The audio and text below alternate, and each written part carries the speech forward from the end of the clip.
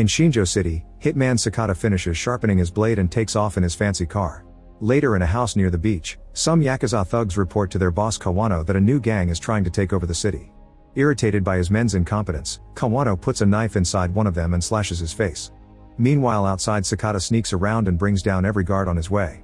When blood starts dripping through a window and a man's legs appear on another, the men finally realize there's an intruder and rush to take Kawano to safety. While Sakata continues to fight and kill thugs on the roof, the men try to leave with Kawano through the door, but bodies block it, so they take him to the second floor instead. Sakata expertly uses his blade to end the thugs coming after him, sending them rolling down the stairs. Eventually Kawano reaches his car only to discover the driver is already dead. After slashing a few more guys, Sakata is thrown through a glass door by a gangster. They start fighting hand to hand, using any object or piece of furniture found in the room. Sakata falls and the man sits on him to stab him, but Sakata cuts off his hand and leaves him to bleed to death on the floor. Then he goes to Kawano's bedroom and uses a thug's body as a shield against Kawano's shots. A terrified Kawano tries to escape through the balcony, but Sakata quickly catches up and finally kills him. When a thug tries to shoot Sakata by surprise, he's killed first by Sakata's handler Fujita. On their way out, Fujita pays Sakata for this mission and asks him not to retire, but Sakata refuses because his family is his priority now. All this is seen by someone in the shadows. Afterward, Sakata goes home to his wife Aoi and his daughter Ryo and takes a shower before dinner. While Sakata is changing, he hears his family screaming and finds some men wearing demon masks surrounding his family. They thank Sakata for getting rid of Kawano's gang because now their group called the Kimengumi can control the city. When one of the men grabs Ryo, Sakata tackles him and gets ready to shoot him, but he freezes when another thug shoots something on the table. Then the man starts beating Sakata up on the floor. Ryo begs the guy not to hurt her father, so Aoi rushes to get her out of the way before begging for mercy in tears. Tired of her crying, a man shoots her in the head. A furious Sakata tells Ryo to run before he attacks the strangers, but a man shoots the girl. While Sakata has a breakdown, the gang leader says that there's a demon in the city that possesses someone once every 50 years, causing them to go on a killing spree. The Kimengumi's duty is to protect the city from such demon, but Sakata still promises to kill them all one day. The man say they'll wait for that day before shooting Sakata too. Soon the police find the family and assume Sakata shot Ryo and Aoi before self-deleting. 12 years later, Mayor Sunahara is talking to the press, explaining how he transformed Shinjo City from a dangerous crime-infested area into a beautiful place of progress. He also announces that they'll be opening an integrated resort with a theater, shopping, and casino. A journalist named Kamiyama tries to ask about all the people who have gone missing and been killed in the last decade, including the leader of the group opposing the resort construction, but Sunahara says it's all factless rumors. In the meantime, Sakata has been living in a vegetative state in a medical prison. When his sentence is finally over, Fujita comes to pick him up and takes him to an apartment in the slums, proving that the city isn't doing as great as propaganda says. Days start to pass and Sakata is taken care of by Fujita's relative Raj, who bathes him, feeds him, and takes him on walks. One evening when they're returning to the apartment, a criminal suddenly jumps on them and stabs Sakata's arm as he screams his name. It turns out this is the thug whose hand Sakata cut off years ago and he wants revenge, but Sakata still doesn't react. At the same time, Kamiyama is meeting with the guy with the slashed face to ask him about the Kimengumi. The thug thinks Sakata was hired by the Kimengumi and Kamiyama notices the day of the attack is the same date as the resort getting its business license. All this happened around the time Sunahara became mayor. The thug also explains that the Kimengumi gets their money from human trafficking and illegal substances. The conversation is interrupted by a masked man who breaks the van's window, causing Kamiyama to run away in fear. The man runs after him to kill him with a hammer while a second masked guy takes the thug out of the van. Then the men put the hammer in the thug's hand and give him a gun to force him to self-delete. They watch him die before they receive an important call. At home, Fujita is practicing ping pong while thinking about the whole deal with Sakata and how he told the Kimengumi about the family, but they didn't listen to him when he asked them not to kill them. At that moment he gets a call with surprising news. At the hospital, police chief Kotaro comes to check on the victim of a hobo fight in the neighborhood. He gives the two guarding officers some money so they can take a break, then he enters the room, revealing the victim is Sakata. Kotaro is now wearing a demon mask and asks Sakata if he recognizes him, which means he's one of the Kimengumi who killed Sakata's family. As he takes an injection from his coat, Kotaro explains that 12 years ago when the group realized Sakata was still alive they received orders not to shoot him again, but he always thought they should have killed him. Then Kotaro injects Sakata's fore, unaware that his voice is slowly bringing Sakata out of his vegetative state. When Kotaro gets ready for a selfie he sees Sakata moving again. After accidentally falling, Sakata grabs Kotaro and makes him fall, followed by some choking. However, Kotaro hits Sakata with a few objects to push him off and lands a few kicks to knock him out. At that moment the officers come back and Kotaro has to take off the mask to stop them from shooting. As soon as the guards turn around, Kotaro puts on the mask again and shoots an officer in the face, using a pillow to cover the noise. The other officer isn't surprised because he's also part of the Kimengumi. When they discover a doctor saw all this, they shoot him as well. Suddenly Sakata wakes up and jumps on Kotaro, so the officer tries to defend his boss, which triggers a fight among the three of them. The officer ends up falling and stuck between the bed and wall while Kotaro keeps on kicking Sakata, who manages to hit his enemy's head before trying to use the fourth line to choke him. Kotaro defends himself, and in the struggle they push the officer through the window. Then Sakata tries the fourth line again, and when Kotaro takes it off, Sakata finishes strangling him with the bed sheets. When Fujita and Raj arrive at the hospital, they're shocked to see Sakata walk out. He grabs some food on his way out, which triggers a memory of his family's death, further feeding his desire for revenge. The news of Sakata's revival reaches the Kimengumi, including the guys working in the illegal factory and moving the girls for sale. The leader is delighted to hear this and calls Sakata a demon loose in the city, so he starts dancing to celebrate with an ancient ritual. Soon Fujita receives a message from the Kimengumi asking him to bring them Sakata's dead body. The group drives to the factory and Sakata's body is dropped in a bag before Fujita and Raj leave. Once the bag is thrown on a conveyor machine, Sakata comes out and punches a guard before leaving the room. The factory owner Takemoto sees Sakata fighting a bunch of his employees on the cameras and immediately warns the gate guard, who opens fire at the van. Raj is immediately killed, but Fujita is only wounded and quickly shoots the guards back. After Takemoto consumes his own product, he puts on the mask that marks him as one of the killers of Sakata's family. Meanwhile, Sakata moves through the different areas of the factory, bringing down every thug in his way by using items he finds around or even smashing their heads on the wall, railings, and machinery. A worker picks up Sakata with a loader truck and covers him with trash before dropping him on the floor, so Sakata throws a knife to kill him. Another worker in a cart opens fire, so Sakata jumps on him to derail the vehicle and steals the gun to kill a few more men.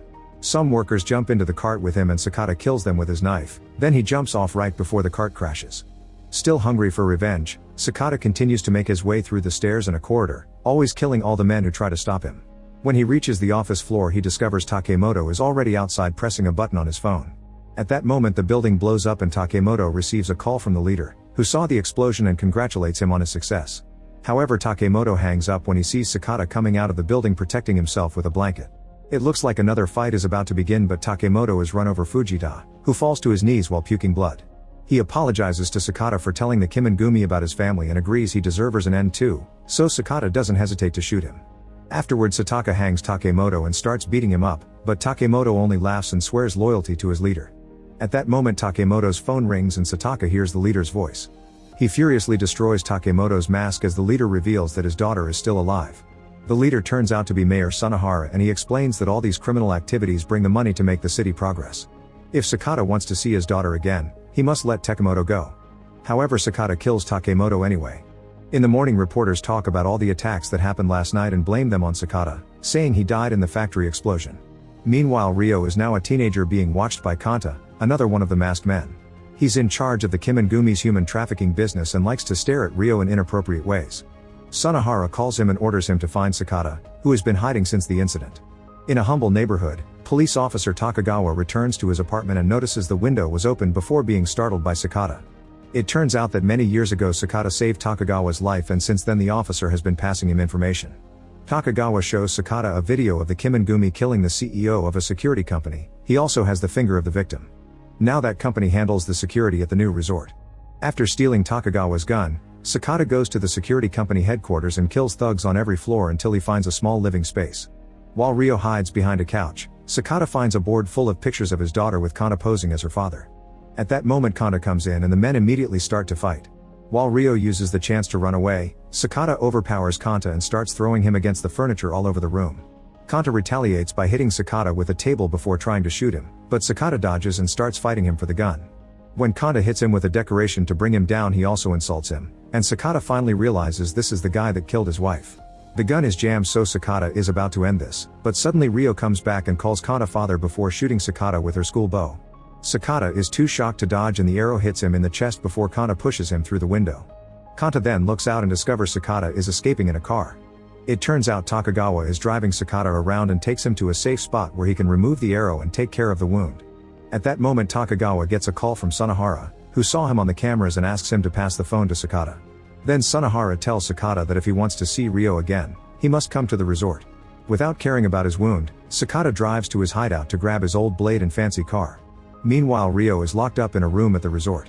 There are guards on every floor and every corner with plenty of weapons.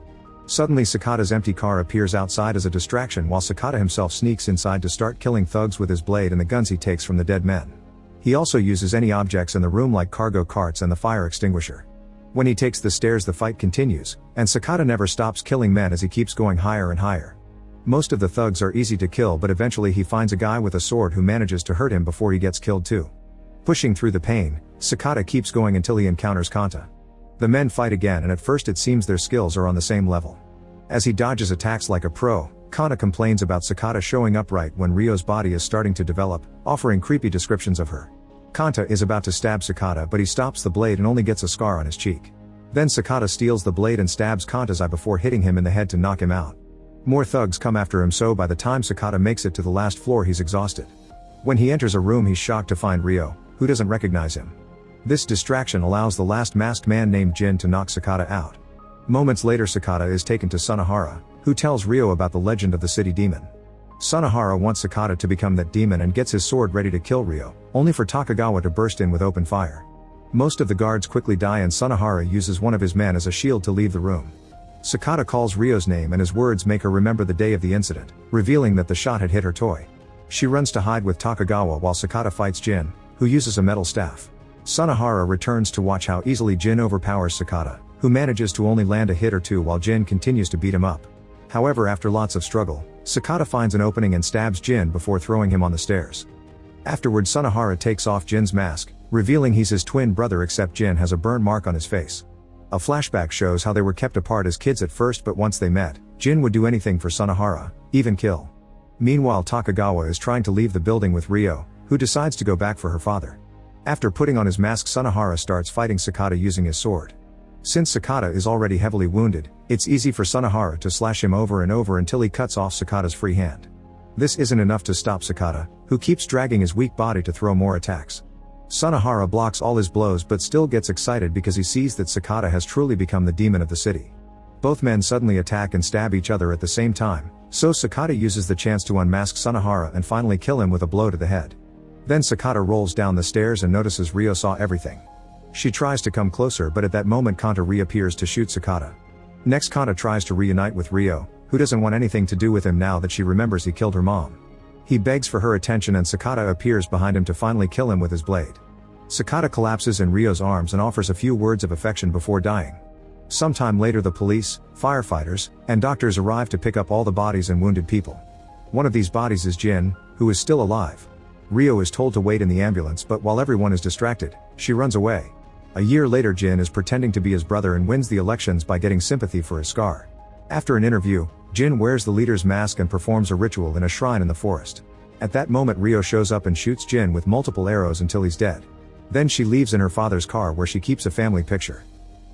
Make sure to subscribe and turn on notifications so you can watch more videos like this. Thanks for watching.